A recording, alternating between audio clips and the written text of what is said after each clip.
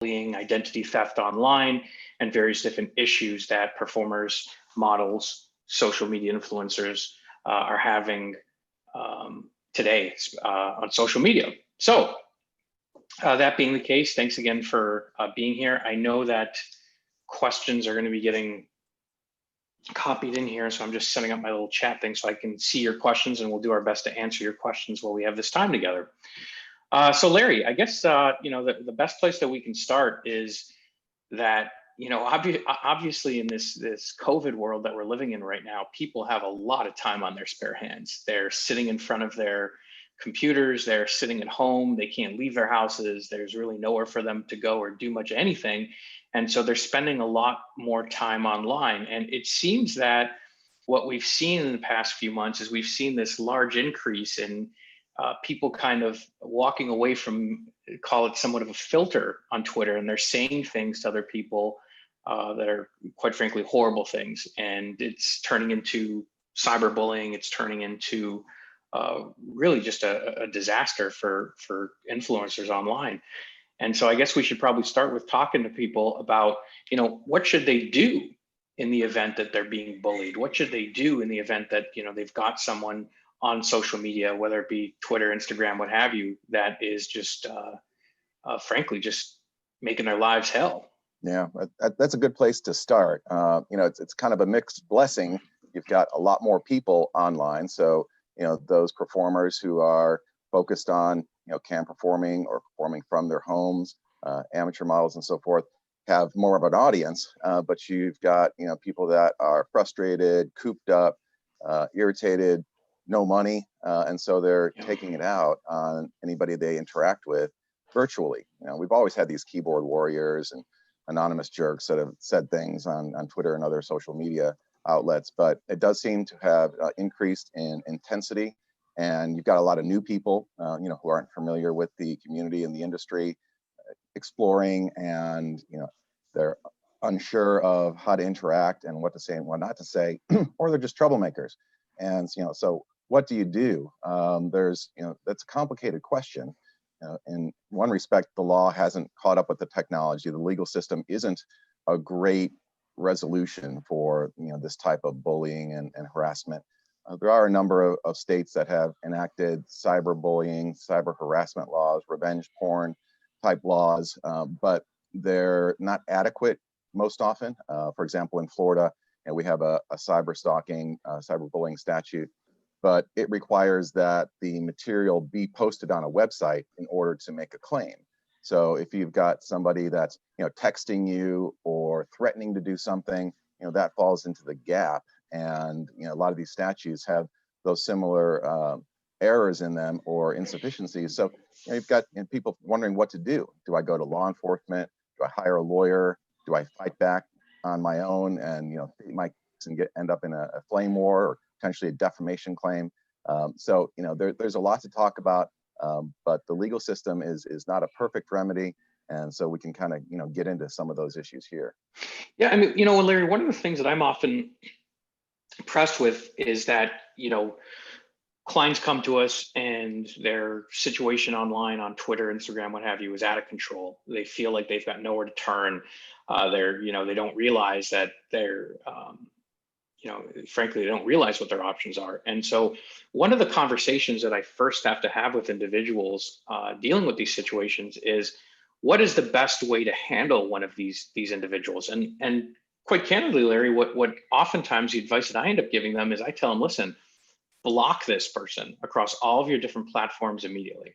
Block them and take away the audience, and don't respond whatever you do. Because what I found, Larry, is that much of the people that try to go to these arguments and try to push performers, influencers to say things that maybe they don't want to say, but what they're trying to do is push an emotional response. The best thing that a performer can really do is just block all contact, not respond, and see if that'll kill the whole thing right there. And but before they go to the next level in terms of reporting, and we'll talk about all the different things that people can do in a second. But I think oftentimes, Larry, one of the best things that people can do to start with is, like I said, immediately block and go dark from these. Don't engage the person that is trying to ruffle your feathers, so to speak. Yeah, that's usually the best advice. And yeah, I completely agree that if at all possible, don't engage, cut off the conversation, don't respond. Sometimes, that can be difficult, both from an emotional level. People are wounded. They are the victim of a defamatory comment. Their business is being hurt because of something that's being said online, or they're mad. Something is said Yeah. about them that's untrue, that's aggravating, that's irritating, and there's a temptation for an emotional response. So if at all possible, got to try to put that aside, try to step out from the engagement and move on. There are other options.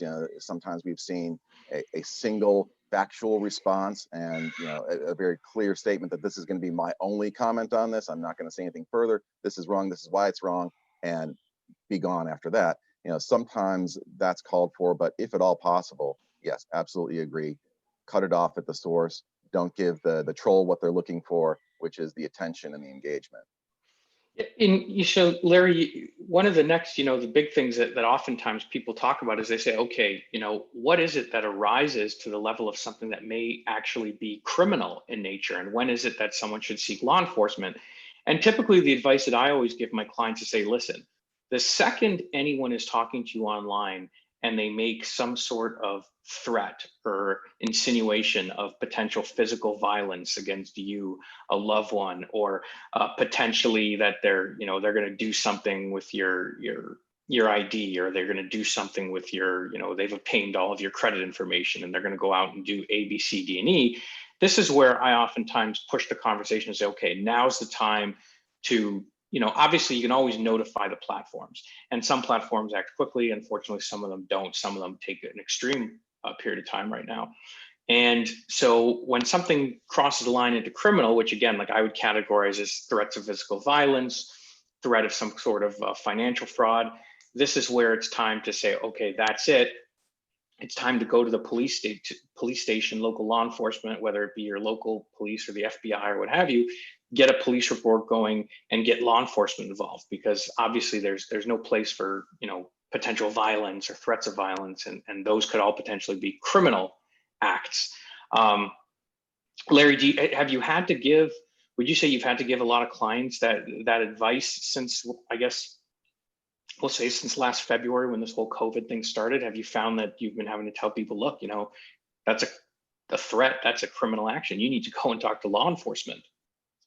Well, we always outline what the options are, right? So if something crosses the line from being an expression of an opinion or just, irritating comments to a threat of violence or a threat of financial destruction or fraud, something like that, then absolutely we go through the options. But I always caution anybody before engaging with law enforcement that they've got to think about it. Think about what they want. Think about what could happen if they start talking to law enforcement. We've seen some law enforcement agencies, particularly local agencies, don't understand sex work, don't understand adult entertainment. And my very first obscenity case involving a website involved somebody who went to the police because she was receiving death threats, very credible death threats about how they were going to kill her and her children, et cetera. They knew where her house was.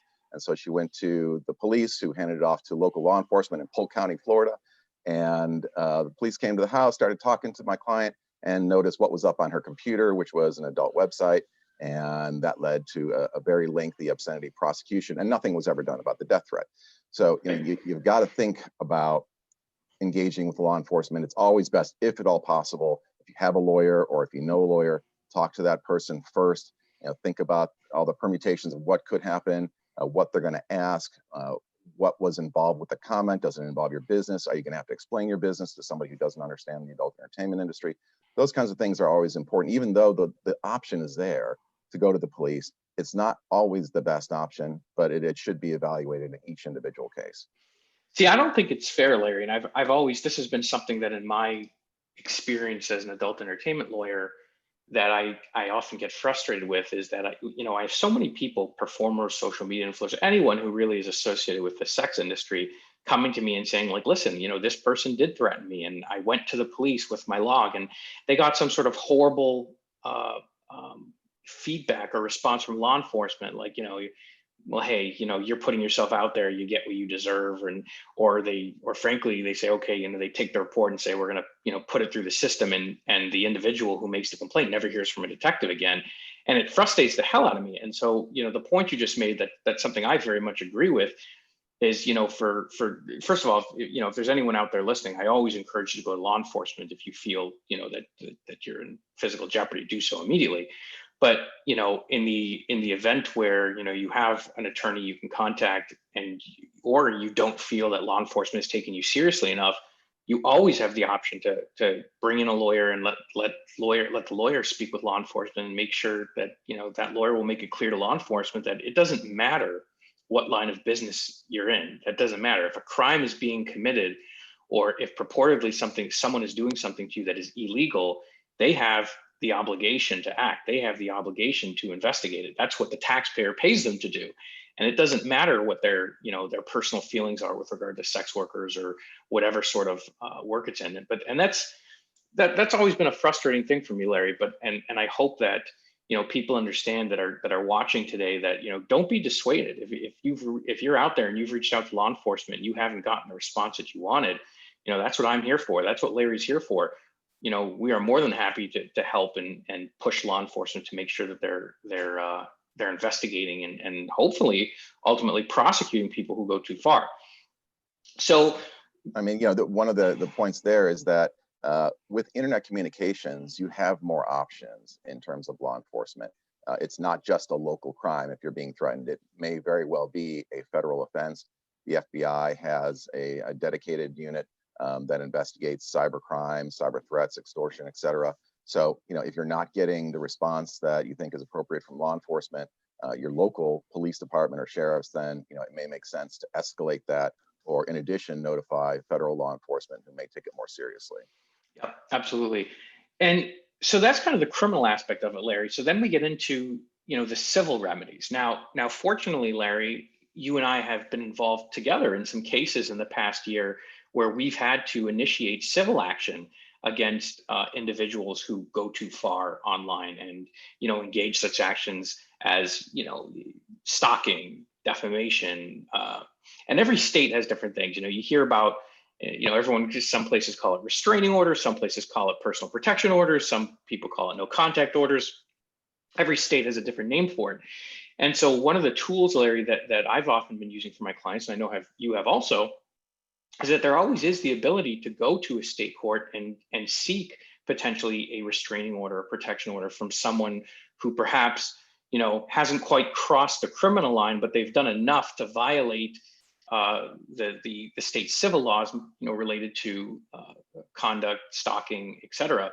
And I think, Larry, that there's again, this a little bit of a fear that, performers oftentimes have, that they're afraid because, they're afraid to walk into a courthouse because they're afraid of how, a judge is going to look at them, based on, what they're doing, what have you. And I always tell people, no, you should not be afraid. And you absolutely should be seeking those remedies. The reason why those restraining orders are there, yes, they were all created in, these laws were created in a time prior to the internet, but a lot of them have evolved. In fact, here in Michigan, on most of the standard forms now, there's specific boxes to check with regard to social media harassment, stalking, and so forth. And so, we always encourage people to say, look, if you fit into that nice category where you can go and get a restraining order to stop someone from, contacting you online and making these threats and so forth, you should absolutely do so. Have you, Larry, seen similar things down? I know you're in Florida. Michigan, we call them personal protection orders. In Florida, I'm gathering they're called, restraining orders or temporary injunctions. Like I say, everybody has a different term for it. But absolutely, I would say a substantial number of the current restraining orders in Florida involve some sort of internet contact, texting, websites, social media posts, because that's how people communicate now. So it's not something that's unusual for judges to deal with. And the good thing about going to civil court as opposed to law enforcement is that the judges understand. I mean, particularly the judges that are dealing with domestic relations, they're not going to be turned off by the fact that, oh, you happen to be a webcam performer. They've seen it all, and they've seen the blood and guts of human affairs. If somebody is being stalked, if they're being threatened, if they're being extorted, they will take action. These restraining orders, if you meet the criteria, you'll get it, and they'll enforce it. They'll send the sheriffs out there to make sure that whoever is harassing you doesn't do it anymore, or they'll end up in a pair of handcuffs. So it's a good remedy. It's often very quick to be able to obtain. The clerks in most of the courthouses will help somebody fill out the form. They'll show you what to do in order to get the relief that you need as quickly as possible, because they don't want to see somebody hurt. They don't want to be responsible for turning somebody away from the courthouse and saying go fill out a different form, and then that person is hurt in some way. So they take these issues very seriously, and it's a good option if you meet the criteria. And as you say, Corey, every state has different criteria, but usually it's some sort of repeat violence. So, one or more than one threat in a certain period of time, that'll trigger an order of protection in most of the states. So one of the big pieces that we give to people, Larry, in terms of advice at my office is when someone comes to us and says, hey, we're having this problem, what's one of the first things we should do? And the first thing I tell them is I say, get screenshots and back up all of those communications, because, Larry, with all the different third-party tools now that everyone's using to chat, either side can very quickly go in and delete what might be critical evidence. So like in the example you just gave where, a criteria for the issuance of a restraining order might be that you need 2 incidents. It's going to be pretty damn hard to prove if the individual loses that key evidence. And so, one of the very important lessons that we try to preach over here is we tell our clients is the second it starts, screenshot, save, screenshot, save. Don't just rely that, okay, they sent you a message via Twitter Messenger. Don't just assume that that message will still be there in a day. We've had clients that have, been booted off Twitter during the time when the harassment started, and then, evidence is lost. So making those screenshots is certainly a huge key and essential step for anyone who gets into this situation where they're being harassed, bullied, stalked, etc. Yeah, evidence is critical. You can get an initial order of protection or restraining order pretty quickly, but what typically happens after that is that in a short period of time, maybe 10 days or 2 weeks, the court will set a hearing in order to continue that order where both sides will be heard. And if you have evidence to support what happened, you'll be able to keep that order in place. It won't be dissolved. It won't be eliminated because the harasser shows up and says, I never did that. Or you can't prove I did that. If you've got your screenshots, if you've got your evidence, you can go into court and you can maintain that order, oftentimes for a substantial period of time, a good cooling off period of a year or so, and you're not likely going to hear from that person anymore after they've been on the receiving end of a court order. But it's critical to be able to prove up your case, if you're going to ask for that kind of request and keep it in place for any substantial period of time. Yep, absolutely. And it's God, I'm just in my head, I'm processing all the cases, Larry, over the years that people have called and said, hey, this happened. And the first thing I say to them is I said, okay, send me over the screenshots, send me over the evidence. And they say, well, I don't have that anymore. Is my word good enough? Is that good enough? Well, look, an individual's testimony is certainly evidence, but in terms of, the social media world and the online bullying world and so forth, the most call it that gold standard for evidence that you really want is you want those saved screen caps, you want those saved messages, because having to go to court, as you know, Larry, we've both been in that situation where you're forced to rely nothing but on someone's testimony, and now you're left for a judge to decide, okay, well, someone's telling the truth and someone's lying. And when you don't have any written or photographic evidence to back it up, it becomes very, very difficult, and oftentimes someone will leave the courtroom very disappointed. Yeah, and when people make these kind of comments, they're often in the heat of the moment when both sides are inflamed, and then they think about it and they say, oh, I got to get rid of this. I got to get rid of all the evidence. I didn't mean it, or I shouldn't have said that. And you can be sure that if there's any way for the sender of those messages to get rid of the messages or the social media posts, they will do so. So point well taken that it's essential to get that in the moment when it's still there before somebody's had a chance to think about, should I really have said this, and then eliminate it from all social media and all fingerprints of the communication. So let's kind of change the conversation a little bit, Larry, and talk about one of the the big elephants in the room is that for performers, even outside of COVID, this has been a very, very difficult year. FOSTA SESTA has damaged this industry more so than, frankly, any law that you and I can remember in recent memory anyway. And there are a lot of performers out there, sex workers, that were participating in various different platforms. Those platforms have now shut down, and there's a lot of fear, a lot of unknown with regard to where are we going, especially now that we're also heading into a new president, and ultimately this is a president that didn't sign his name to FOSTA SESTA. However, I suspect he's going to be just as supportive of it, considering his vice president was very supportive of FOSTA SESTA. But Larry, we know there's a constitutional challenge going on. We know that the First Amendment challenge is going on in the federal courts in the District of Columbia. Do you see any relief coming for all of these performers out there who have basically been shut out of various different platforms because of the platforms being, frankly, scared to death of FOSTA SESTA? Well, we certainly hope so. That's the whole point of our constitutional challenge by the Woodhull Freedom Foundation and others, is to enjoin or strike down the law because it is a violation of the First Amendment as well as the Fifth Amendment, because it applies to activity that occurred even before the law was passed, oddly enough. So yeah, we are pursuing that case. We hope that the court will rule in our favor. All the briefs have been filed. It's up to the judge now to either rule or set a hearing. That could happen at any time. It could be this afternoon. It could be 3 months from now. But if that does occur, that would give some relief to these platforms who are making kind of ad hoc decisions as to who to boot off, what accounts to allow, what content to allow, because it's impossible to know what material, especially sexually oriented material, might promote prostitution in some way. So, you've got every legal department of every platform interpreting that law differently in terms of what content moderation policies they need to employ, who's allowed to post what. And there's a lot of inconsistency and arbitrary rules being developed, usually in favor of censorship, right? Because the platform wants to make sure that, if the boundary is here, they're over here, so that they don't get anywhere close to being, charged and end up with a 15-year prison sentence. And that's what FOSTA SESTA does. If you guess wrong as a platform and you allow something on your platform that promotes or facilitates prostitution, it's a 15-year prison sentence. And if that prostitution involves 5 or more people, which there's usually 5 or more people on an online platform, then it's a 25-year prison sentence. So these operators are very focused on making sure they don't come anywhere near whatever this law means. And that's the problem with it, is it's overbroad.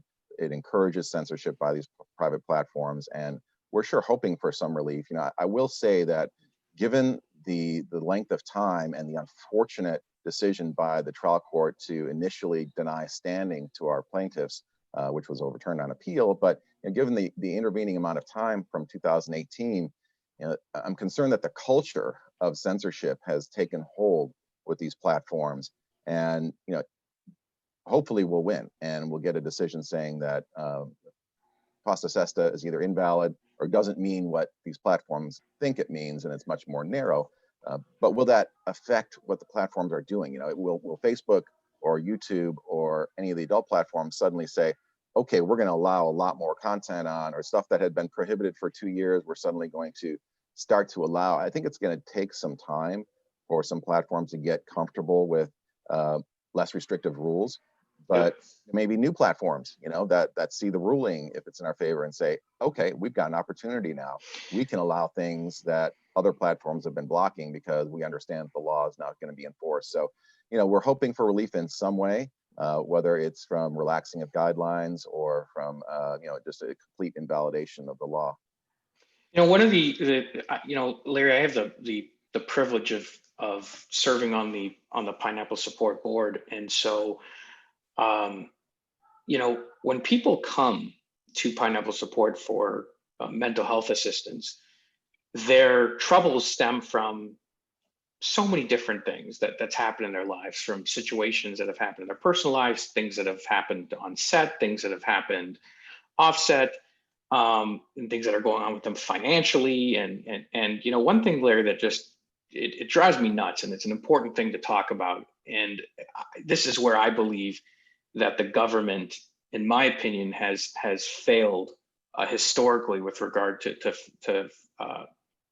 FOSTA SESTA, and that is, where was the education, where was the research, and where was the discussion with actual sex workers prior to them passing this thing? Where was the ongoing discussion with them once it passed, in terms of saying, okay, well, let's see how this actually affects, the actual sex workers, the actual people on the ground, the actual people that this hit the most? And I can tell you, Larry, that from what I've seen, and from what we've seen at Pineapple Support, it hasn't been good. The only thing that we've seen is that there are now more distressed performers, influencers out there than ever before. They have nowhere to go. Platforms that they used to participate in, that they felt very comfortable with, and frankly gave them a very high level of protection, security, call it a middleman in the process of speaking with a customer, was just gone. And I think the government has I think they've completely failed in terms of actually saying, okay, maybe it's time to actually talk to the group that this law affects the most. To my knowledge, it's never happened. Now, you're obviously, you're in the fight with our friend and colleague Bob Corn Revere, and I'm curious, during the case, Larry, have you seen anything? Has anything popped up in the case that maybe the rest of the world hasn't seen, that the government actually went out and talked to sex workers before they did this? Or was it just like, whatever happens to them, who gives a shit? Is that really more or less the attitude? Yeah, what we've seen was a complete abdication of governmental responsibility to take input from the group that would be most affected by this law. The government took input from the tech companies, obviously, because they would be affected by the decision making on the content. They took input from anti-trafficking groups and from survivors of trafficking. But this kind of last minute decision to also prohibit consensual prostitution and punish platforms for any speech related to consensual prostitution wasn't really part of the discussion. So, on the one hand, yes, the government had an absolute obligation to take input from the affected communities, and particularly a marginalized community that was already at risk, and putting them in greater risk. I mean, that's just unconscionable that they would do so without evaluating what could happen to these folks that would be impacted. But on the other hand, this prohibition on consensual prostitution was never requested by any of the groups that they were taking input from. It was just, a couple senators in a markup committee right before the law was passed decided, oh, well, as long as we're going to prohibit sex trafficking, we might as well throw in prostitution because it's all basically the same thing. Right. So, it's the worst form of governance, and an absolute irresponsible form of lawmaking, to, without anybody's request, without any study, without any analysis of the impact, just throw in a prohibition that dramatically changed the infrastructure and ethos of the internet without any considered review or evaluation. But that is what happened. There was no discussion, there was no input. If they would have asked anybody, there were groups out there that were already saying, if you do this, this will dramatically impact and negatively impact a tremendously marginalized community. It'll be forced into the most dangerous form of street work.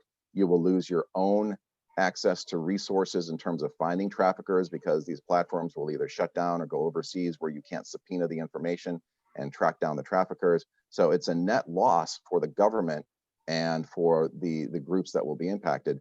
They would have said that, they did say it, but they were never asked. That's one of the big conversations, Larry, that oftentimes people don't have, is that a lot of the platforms that have now been forced to shut down, people don't talk about the fact that the majority of those platforms had regular ongoing relationships with law enforcement. I know that I represented various different platforms where they always were fully cooperative with law enforcement investigations. And oftentimes the data that they actually provided to law enforcement was helpful to law enforcement in order to catch bad people. And like you just said a second ago, Larry, you have so many of these platforms now that have, that did choose to survive, that have moved off outside of the US, that have moved to places where, frankly, US law enforcement has very little options in terms of requesting information and such. So it's just kind of interesting, because when you now that we get to look at what this law has done, it didn't help the platforms. It certainly didn't help the workers. And if you really look at it, it didn't help law enforcement either. So I would say that, in my opinion, FOSTA SESTA is probably one of the biggest failures that the government seen. Now, it's obviously not the only, it's not the only attack on Section 230, but we don't have the luxury of having unbridled time to have a discussion about the government's war on Section 230. So one of the things, Larry, that we get is that performers and influencers, they say, okay, well, what can we do to help? And what I tell people to do, this all the time.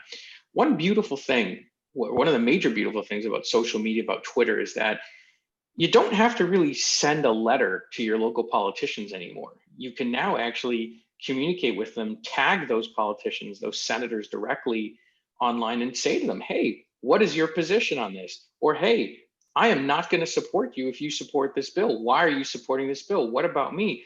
There is a massive, I would say, shortage of individuals who are actually having an ongoing dialogue with lawmakers to say, listen, like, we're not for this. We don't support this. We do not want this. Have a conversation with me. Let me tell you how this is going to affect me.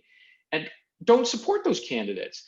So, I oftentimes make suggestions, Larry, about contacting politicians. And when I say contacting politicians, people, I'm not saying just to go on an explicitive rant where you're just swearing and going off. That's not going to accomplish anything.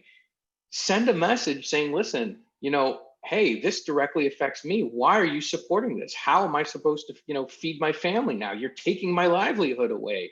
Why do you think this is helping? And there's a, when FOSTA SESTA, Larry, was in its early stages, you and I were traveling around the world. I've sat next to you in trade shows all over the world talking about how horrible this was going to be. And we were begging people to stand up and reach out and support all the initiatives. And unfortunately, we didn't see enough. We didn't see enough individuals, really reach out. And so, for those of you out there that are watching today or watching this later on, I'm telling you guys, the Woodhill Freedom Foundation is doing a tremendous job with this fight. Go online, you can always join. I know they'll take any donation that they'll give.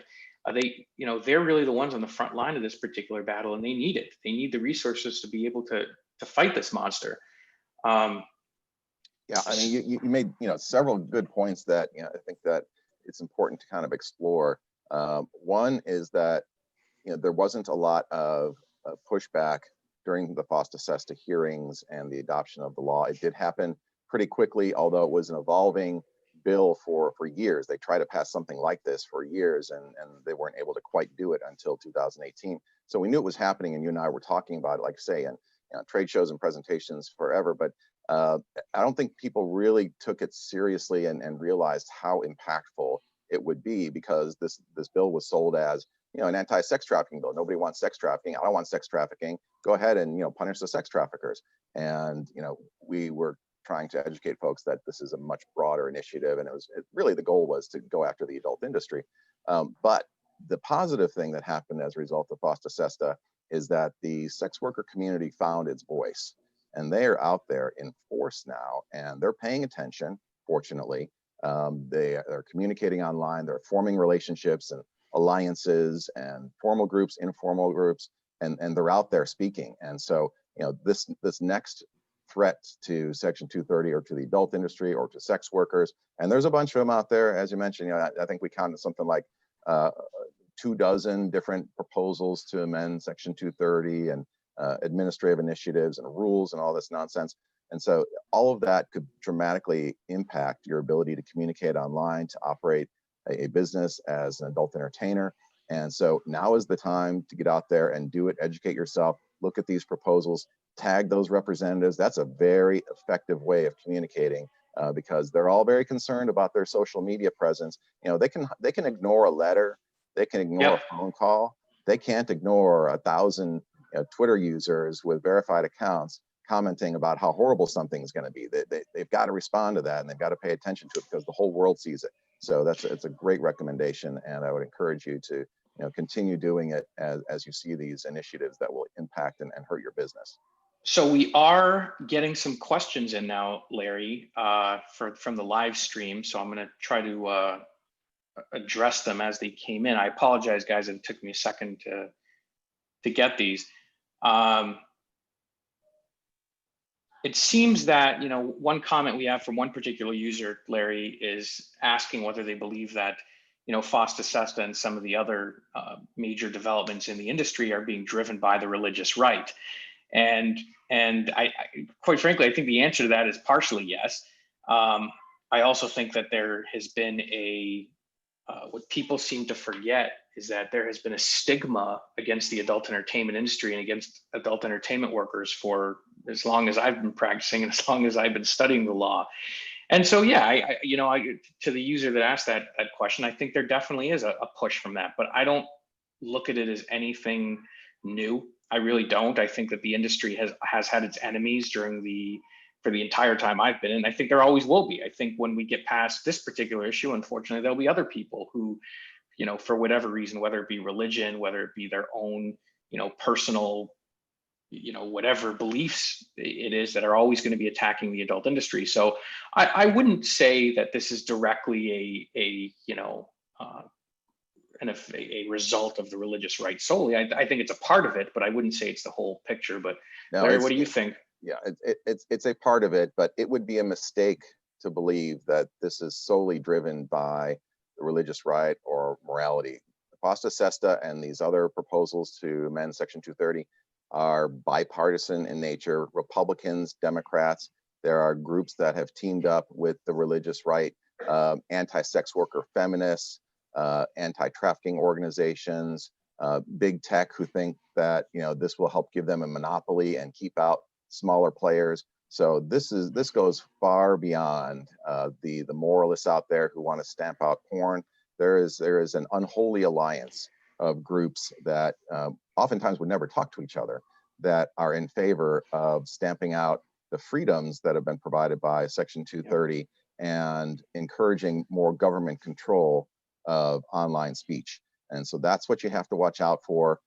If you focus all of your energies on religious right or the anti-porn groups, that's not going to solve the problem, because there's enough others to push these bills over the finish line.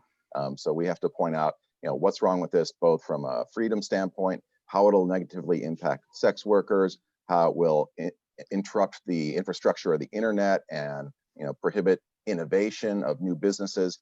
There's a lot of impacts that that need to be considered whenever you start tinkering around with online freedom. And that's the brink that we're on. It's partially a culture war, but there's some business interests that are pushing this as well. Yeah, absolutely. So Larry, one of the next questions we got from one of the viewers is saying, virtual sessions with a pretty tech wary population over 50-year-olds, what are the safest ways to interact over the web to protect ourselves legally, platforms, texting, etc.? That is a absolutely fantastic question. And I love that question, because not only are we dealing with what FOSTA SESTA has caused, but we are also dealing with some of the other, as far as I say it, very crazy laws that are floating around out there. One of them being the Earn It Act. And the Earn It Act, is one of the laws, Larry, that you and I have been keeping a very close eye on, that directly may have some major consequences for peer-to-peer transmission services via encryption.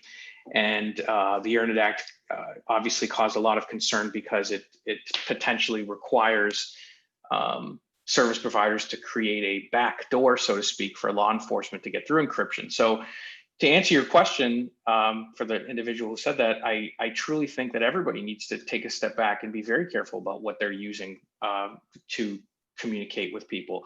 I know a lot of people are big fans of WhatsApp, but for some reason, people don't realize that WhatsApp is owned by Facebook. And if you've taken a look at what Facebook's policies and stance has been towards sex work, the adult industry, and so forth, go try to type in some sort of sex-related word on your Facebook page and watch what happens. So, it's a great question, and I would be encouraging you to explore all of the different technologies that are out there. I believe, Larry, wasn't that we had one one specific provider that actually said that if the Internet Act passes, they would move their operations completely out of the US. Yeah, that was Signal, another popular texting app that's encrypted. And encryption provides great privacy protection. It's difficult to get through, and that's why the government doesn't like it. They want to be able to have access to everybody's communications, whenever they think they need them. And that's tremendously problematic for people who need to be able to communicate in a private manner. People talking to their doctors or their lawyers or journalists or investigators. This is not something that that is a negotiable element in a bill. And that's why Signal said, if you're going to require us to give access to all these encrypted communications, we're just not going to offer our services to US users and pull out of the United States.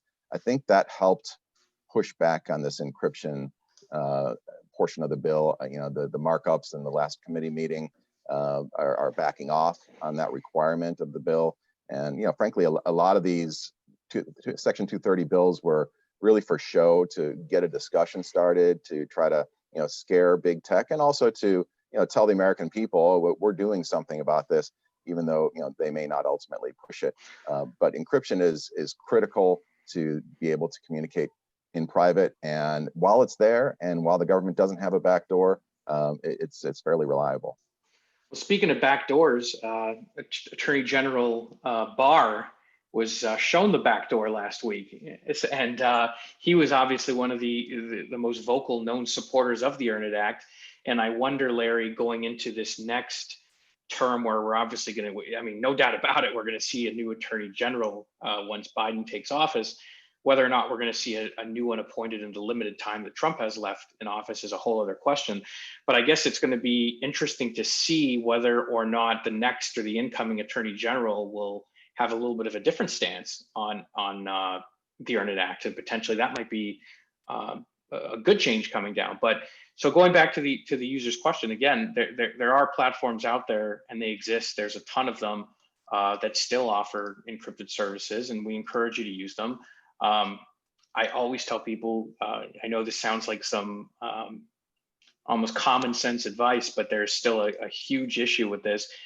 You should not be using public internet connections to be conducting business and having conversations.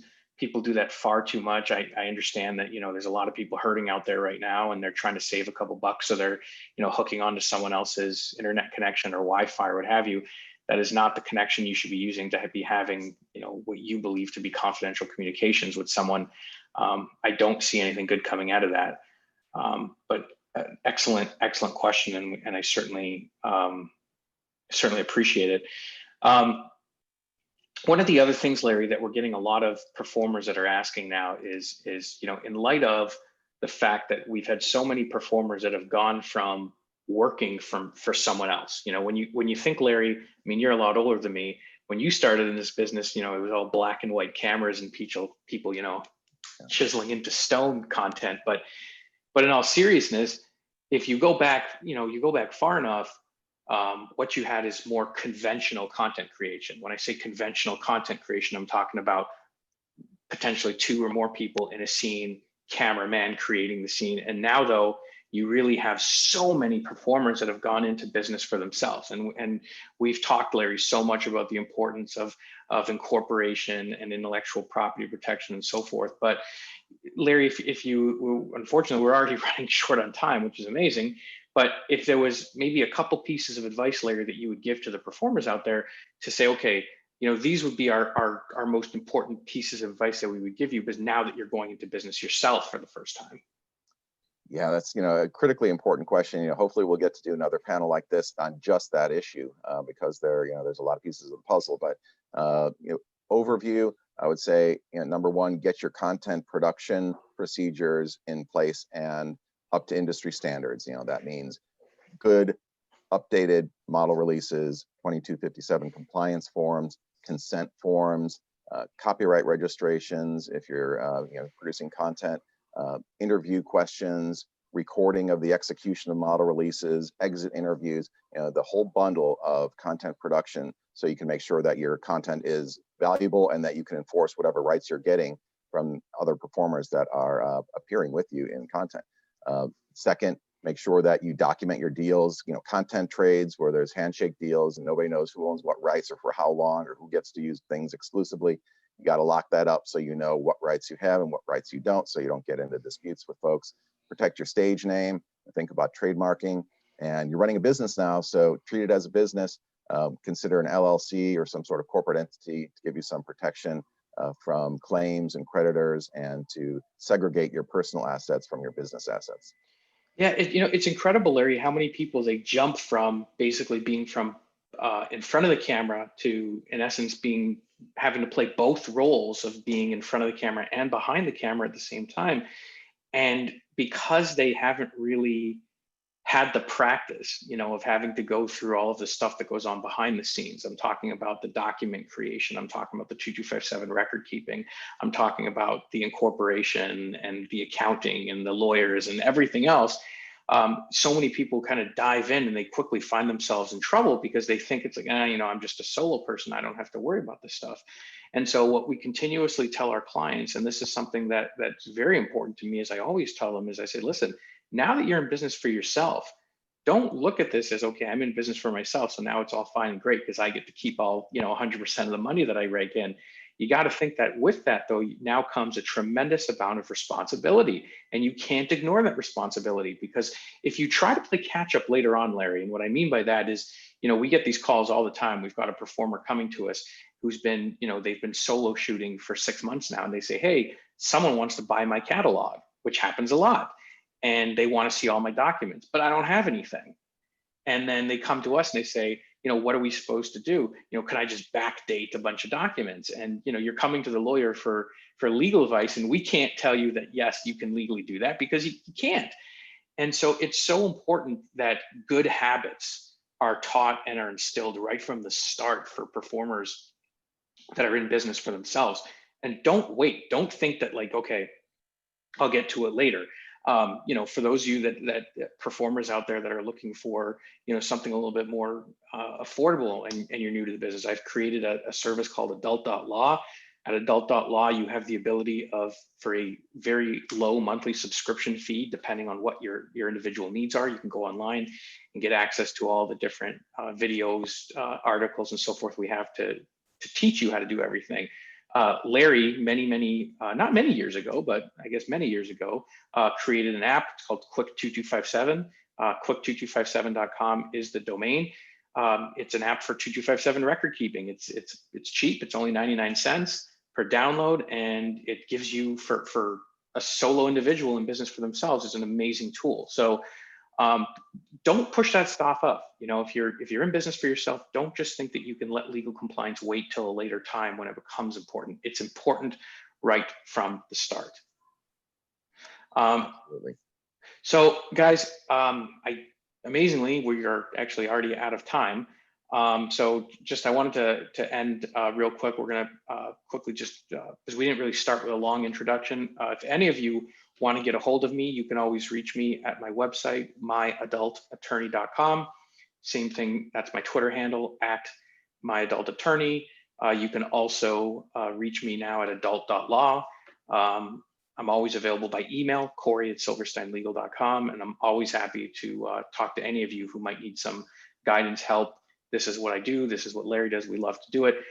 Larry, if you'd be so kind to share your contact information so everyone knows how to get a hold of you. Yeah, happy to do that. First of all, thank you everybody for attending. We really appreciate your sharing some time with us, and thanks for the questions. And if you want to get a hold of me, I can be reached on my website, which is firstamendment.com, or Larry@firstamendment.com. My Twitter is @WaltersLawGroup. And like Corey says, we're always available, always happy to help. And thanks again for being here. Thank you all. Thank you to Pineapple Support, and thank you all for being members and contributing.